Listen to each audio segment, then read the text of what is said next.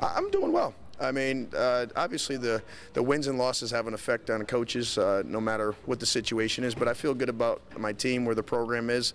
I feel good about the way people have been in the area, the administration, and you know what? This is going to be a little bit of a learning curve, a growing process. But you know, I'm going to stay upbeat and positive, and I'm enjoying my time back here in UMass and in the Western Mass area.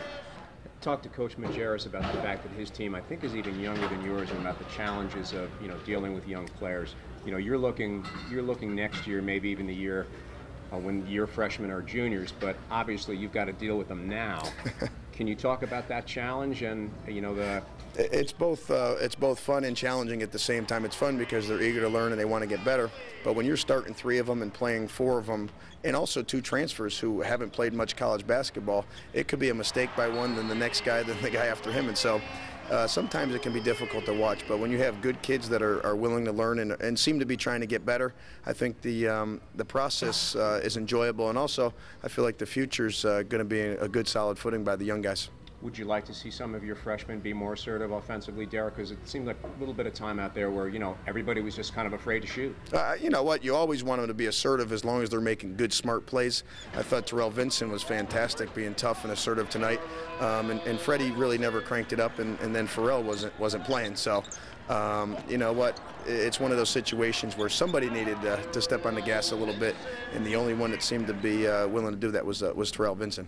You won those 2 games, got a little bit of momentum, and now have you lost that momentum, and are you kind of back to square one now? I think so. I mean, I think our momentum is that we got, like I said, good guys that are willing to work and get better. But at the same token, it's hard to get any momentum going when you lose one, win one. So at the same token, we just have to get better every day, come out and fight hard, compete, and continue to improve every time out. I talked to Ricky about letting himself enjoy his success because he's had so much. It's tough, though. He's carrying the load. Can you talk about him and the things he's accomplished here? Ricky's been great. I mean, to move up the charts on a scoring leader chart here at UMass, and also help us get to 2 NITs a couple years back and do some special things here.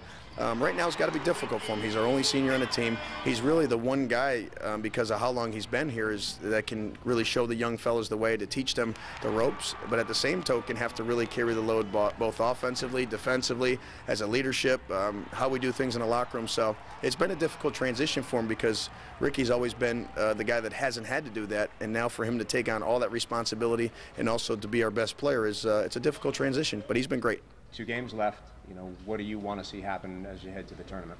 I want to get on a little bit of a roll to where I feel like we're playing exactly the way I want my team to play, how hard we compete, how we do things defensively and offensively, and a couple wins would be nice. That would be fantastic. But and then hopefully to make sure we get in the tournament, because I'd love to have 1 or 2 or 3 or 4 more games in that schedule to where we can go and compete one more time. I think postseason experience will be paramount for my young guys to make sure that they realize how intense it is for the future.